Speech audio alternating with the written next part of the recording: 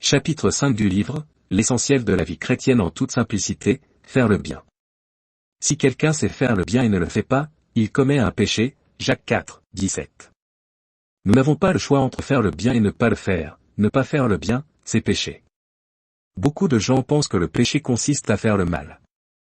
Ce verset nous enseigne ici que pécher, c'est aussi négliger de faire le bien qui est à notre portée. Ne pas accomplir ce que nous devrions faire est aussi coupable que faire ce que nous ne devrions pas. Faire ce qui est bien, c'est tenir compte de Dieu dans tous les aspects de nos vies. Si nous savons que nous devons faire cela, mais que nous nous en abstenons, nous péchons. Dans tous les domaines de la vie, l'occasion de faire le bien nous rend responsables d'agir. Si nous savons ce qui est juste, nous sommes dans l'obligation de nous y conformer. Nous ne pouvons pas nous préoccuper davantage de nos activités personnelles que de tenir compte des désirs du Seigneur. Il est évident que le désir de Dieu pour chaque chrétien, c'est qu'il fasse le bien, non pas seulement d'une manière générale, mais d'une manière très pratique. Ce choix entre faire le bien et faire le mal n'est pas sans conséquence, il suffit de lire. Éphésiens 6, 8, sachant que chacun recueillera du Seigneur selon le bien qu'il aura fait. 2 Corinthiens 5, 10, car il nous faut tous comparaître devant le tribunal du Christ, afin qu'il soit rendu à chacun d'après ce qu'il aura fait dans son corps, soit en bien, soit en mal. Jean 5, 29, ceux qui auront fait le bien en sortiront pour la résurrection et la vie, ceux qui auront pratiqué le mal pour la résurrection et le jugement. Dieu, comme il est saint, nous encourage à pratiquer le bien, ce qui est logique. 2 Thessaloniciens 3, 13, pour vous, frères, ne vous lassez pas de faire le bien. Colossiens 1, 10, pour marcher d'une manière digne du Seigneur et lui être entièrement agréable, portant des fruits en toutes sortes de bonnes œuvres et croissant par la connaissance de Dieu. Romains 12, 9, que l'amour soit sans hypocrisie. Ayez le mal en horreur, attachez-vous fortement au bien. Matthieu 5, 16, que votre lumière luise ainsi devant les hommes, afin qu'ils voient vos bonnes œuvres, et qu'ils glorifient votre Père qui est dans les cieux. Faire le bien est synonyme à la réalisation de bonnes œuvres dans notre vie. Celles-ci font luire notre lumière aux non-chrétiens dans le but de les amener à se convertir, c'est le témoignage que Christ vit en nous. Il ne faut rien voir de grandiose dans la pratique de bonnes œuvres. Ce n'est qu'une normalité dans la vie d'un chrétien et je vous cite quelques petits exemples. Un voisin peut vous demander de l'aider afin de déplacer un meuble dans sa maison, l'un de vos frères peut vous demander de le conduire à l'hôpital afin qu'il passe des examens médicaux, aider une personne âgée à porter ses sacs de course, etc. et etc. Sachons bien qu'il n'y a rien d'exceptionnel dans toutes ces petites bonnes actions, les non-chrétiens le font aussi. Nous avons aussi d'autres occasions afin de pratiquer des bonnes œuvres. Le Saint-Esprit peut nous conduire à des opportunités selon nos possibilités et bien souvent selon nos affinités telles que soutenir ou être membre actif d'une organisation sociale afin d'aider les démunis, servir son Église, travailler bénévolement pour une association sans but lucratif. Encore une fois, il n'y a rien d'exceptionnel, les non-chrétiens le font aussi. Quand on pense à réaliser une bonne œuvre, souvent on pense à donner de l'argent à une association, à une ONG, à une église. 1 Timothée 6, 18 dit, qu'ils fassent le bien, qu'ils soient riches en œuvres bonnes, qu'ils aient de la libéralité, de la générosité. Évidemment, il n'y a rien de mauvais dans cela, aussi les non-chrétiens le font pour leurs organisations. Je vous parlerai du rapport de l'argent avec le chrétien dans un prochain chapitre de ce livre. Je voudrais quand même tirer votre attention à qui vous donnez. Dans ce monde, il y a beaucoup d'arnaqueurs, même dans le monde dit chrétien, car certains utilisent le nom de Dieu dans la création d'ONG pour s'enrichir personnellement et peu d'argent arrive là où il est dit par ces personnes. Toutefois, il existe aussi d'excellentes associations chrétiennes, par exemple, celles qui défendent les chrétiens persécutés, celles qui proposent de parrainer un enfant orphelin vivant dans un pays en voie de développement, celles qui organisent des distributions de nourriture aux défavorisés. En tout, soyons vigilants, ayons du discernement et de la sagesse, il n'y a rien de mal à contrôler, à vérifier le sérieux d'une association, c'est même dans notre intérêt. Certains chrétiens disent que même si on se trompait 9 fois sur 10 à propos de nos dons, nous devons le faire. Désolé de le dire, c'est stupide, est-ce que Dieu nous pousserait à donner de l'argent à des voleurs, cela au détriment des personnes qui ont besoin d'aide? Jamais, le Saint-Esprit nous conduirait à soutenir des arnaqueurs, à nous faire penser à quelque chose qui nous semble bon et qu'en fait, cela s'avérera faux. Jamais, il nous dirigerait dans une inefficacité d'action. Encore une fois, soyons dans la sagesse et ne soyons pas dupes. Bien sûr, il y a une notion d'argent dans la réalisation de bonnes œuvres, mais pas seulement, surtout que tout le monde n'a pas nécessairement les moyens d'aider par l'argent. Il y a aussi et surtout la notion de temps, à savoir donner de notre temps libre pour notre prochain, pour de bonnes œuvres, pour faire le bien. Je vous présente un verset important dans le cadre de ce chapitre, Éphésiens 2, 10, car nous sommes son ouvrage, ayant été créés en Jésus-Christ pour de bonnes œuvres, que Dieu a préparées d'avance, afin que nous les pratiquions. En fait, les petites actions que j'ai décrites plus haut sont déjà des œuvres que Dieu a préparées d'avance pour nous. Il est au contrôle de notre vie et il n'y a pas de hasard avec Dieu. Ces bonnes œuvres, nous les accomplissons dans la dépendance de Dieu et en lui attribuant toute la gloire. Elles donnent un sens à notre vie, en la faisant ressembler à celle de Christ. Sachons bien que Dieu ne nous demandera rien d'impossible, mais si nous ne pratiquons déjà pas de petites œuvres, il ne nous en donnera pas de plus grandes telles que de recevoir un ministère ou d'aller en mission, ce qui d'ailleurs n'est pas un but prévu par Dieu pour tous les chrétiens. La réalisation de grandes œuvres n'est pas un but en soi et nous ne pouvons pas les choisir, car c'est Dieu qui nous donne sa volonté pour notre vie. À chacun d'entre nous, Dieu nous a donné des talents, des dons. Les bonnes œuvres seront donc prévues par Dieu selon nos capacités et en plus il nous donnera le vouloir et le faire, du moins si nous les acceptons avec joie. Nous ne sommes pas sauvés par de bonnes œuvres, il est tout aussi vrai que nous sommes sauvés pour de bonnes œuvres. Nous ne les produisons pas afin d'être sauvés, mais parce que nous sommes sauvés. Nous sommes sauvés par une foi qui produit une vie de bonnes œuvres. Les œuvres prouvent la réalité de notre foi. Nous sommes l'ouvrage de Dieu, ayant été créés en Jésus-Christ pour de bonnes œuvres. Nous ne pratiquons pas le bien par obligation et encore moins pour un intérêt personnel du genre si je fais ceci, je recevrai cela de la part de Dieu. La réalisation de bonnes œuvres doit être quelque chose de naturel en nous. En réalité, c'est de notre bon cœur que viennent les bonnes actions.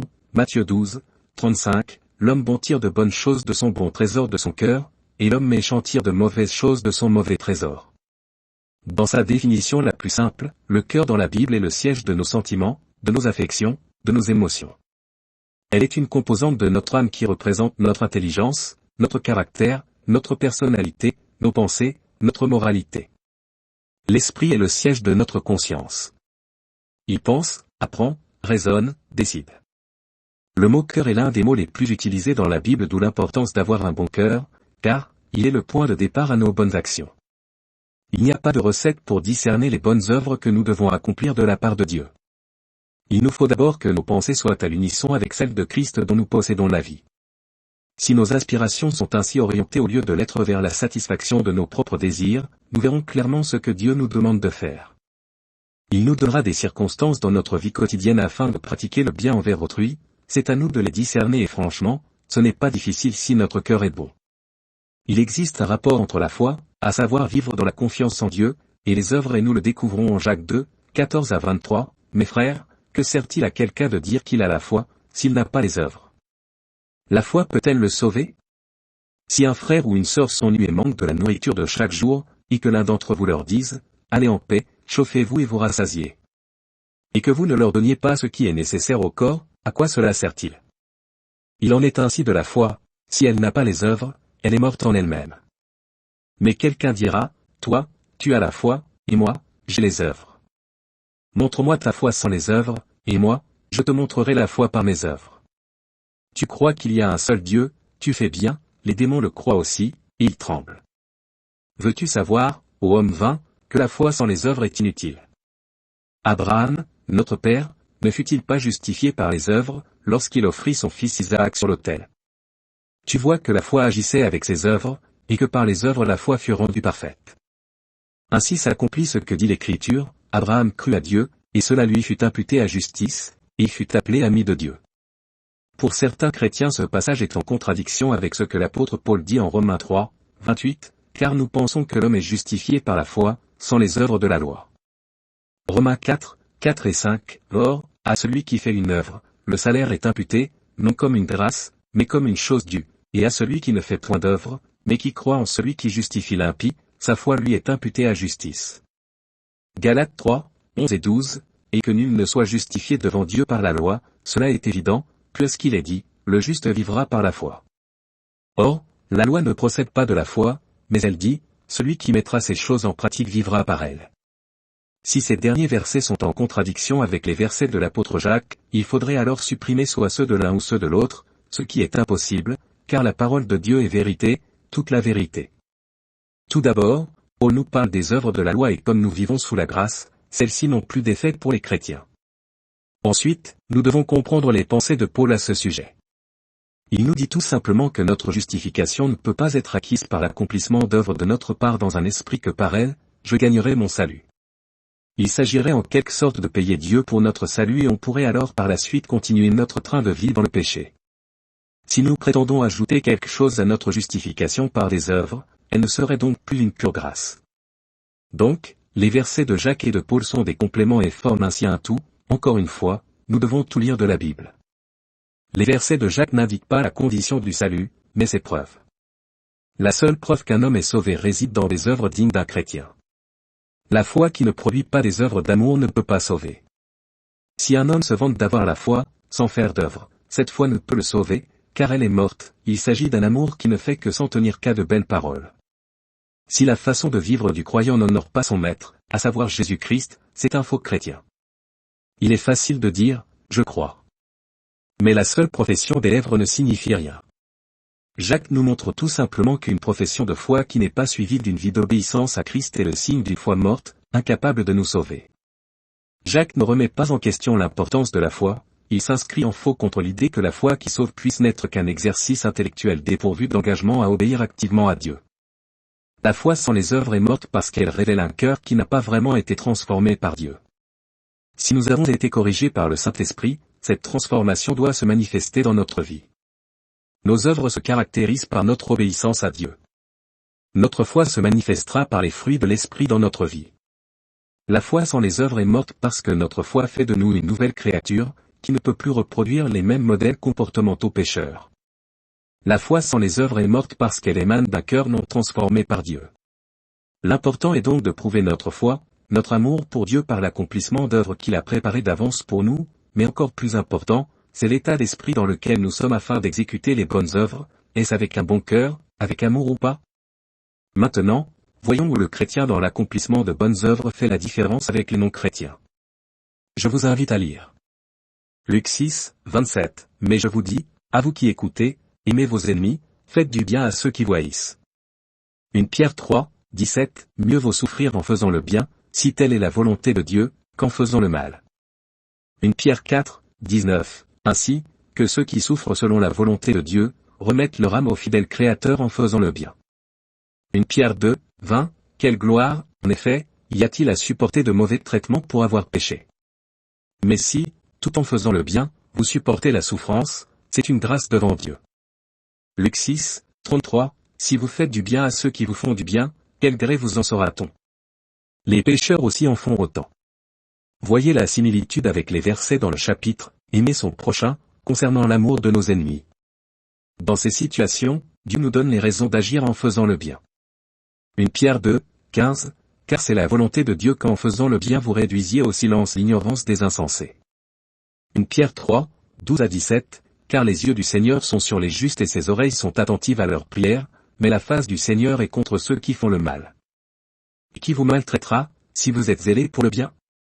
D'ailleurs, quand vous souffririez pour la justice, vous seriez heureux.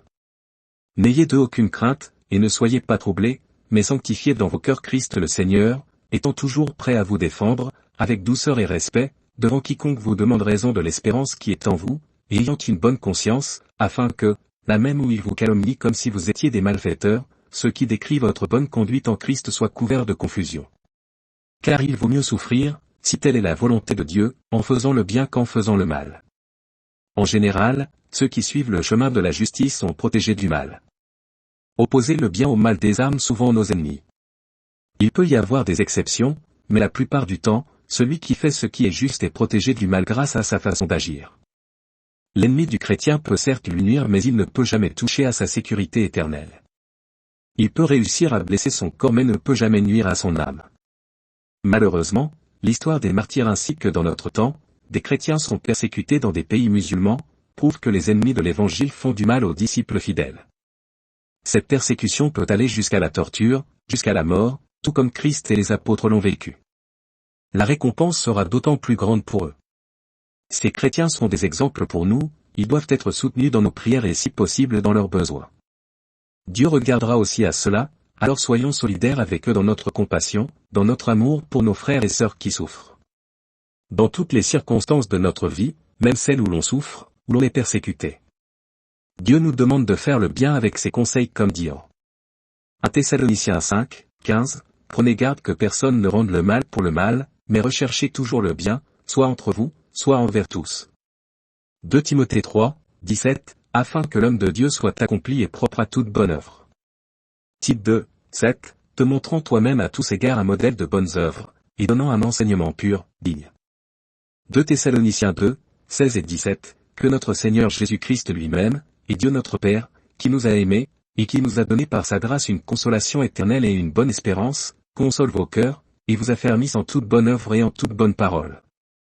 2 Timothée 2, 21, si donc quelqu'un se conserve pur, en s'abstenant de ces choses, il sera un vase d'honneur, sanctifié, utile à son maître, propre à toute bonne œuvre. Est-ce que Dieu nous parlerait de bonnes œuvres dans sa parole si nous ne devions pas les pratiquer? La réponse est évidente, Dieu ne nous parle pas pour rien, pour que nous n'agissons pas. Elle tue le concept de la justification par la foi seule et elle démontre que notre foi est prouvée par nos actions et ceci dans un esprit d'amour véritable, sans hypocrisie, pour notre prochain. Je vous invite à méditer la parabole des brebis et des boucs dans Matthieu 25, 31 à 46.